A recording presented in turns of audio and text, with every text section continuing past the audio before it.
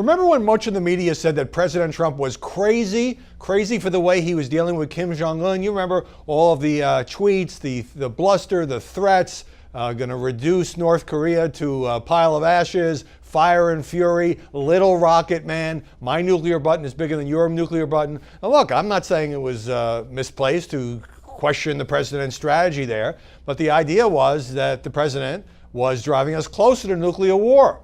Well, now, especially in the wake of North Korea freeing those 3 American prisoners, I looked at the New York Times yesterday and I had to rub my eyes like, what? It's a headline that said, President Trump, a Nobel laureate? It's a possibility.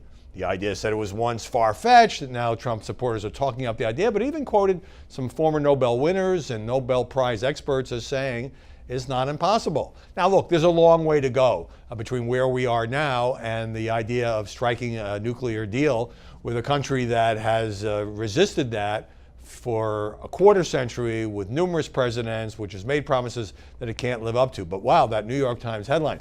A lot better, I might add, than the previous day's New York Times headline, which has drawn a lot of criticism. This had to do with the president making another major foreign policy move, and that is, of course, withdrawing the U.S. from the Iran nuclear agreement. And the headline there was, at a key moment, Trump's top diplomat is again thousands of miles away. The piece was about Mike Pompeo and why was he thousands of miles away. This was a major foreign policy announcement. Was he like Rex Tillerson? Was he out of the loop?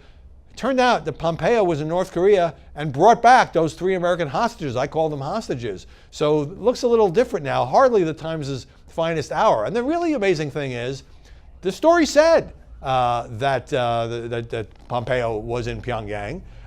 It just didn't know about the secret hostage negotiations. Fine. But even if the only thing that Mike Pompeo was doing was trying to lay the groundwork for that visit, that meeting, which has now been set for early June between the president and Kim Jong-un, isn't that a pretty important piece of diplomacy as well?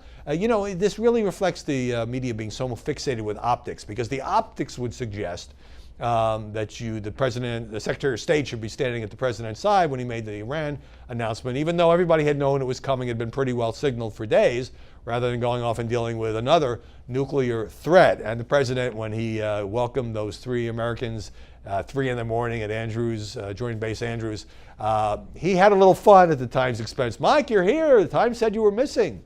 In fact, you were in North Korea. So I think that was pushing a narrative that just was completely off base, as it turns out. Unlike Rex Tillerson, who was often out of sync with the president, former congressman and former CIA director Mike Pompeo most assuredly is not.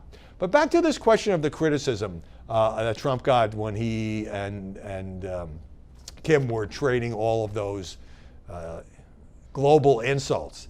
You know, Trump is good at acting crazy. He did this as a negotiator in New York real estate. You know, you always want to seem a little crazier than the guy across the table, or a little bit more willing to throw your chips down and walk away, a little bit more willing to be irrational, because then the other side is not sure what you're going to do. Axios has a good piece on this about how the president is actually enjoying that nobody knows what he's going to say or do when he goes to that meeting with Kim. The media certainly have no idea. He likes to be unpredictable. Sometimes that hurts him. Sometimes it unsettles U.S. allies. In that story about Pompeo being, you know, thousands of miles away, I kind of chuckled to see that it said that perplexed European diplomats were privately complaining. Well, Pompeo again was bringing back 3 Americans who should never have been held by North Korea. So if Kim is kind of a madman and Trump can act like he's even more of a madman, well, you could argue that that brought Kim to the negotiating table. Now, again, we have a long way to go.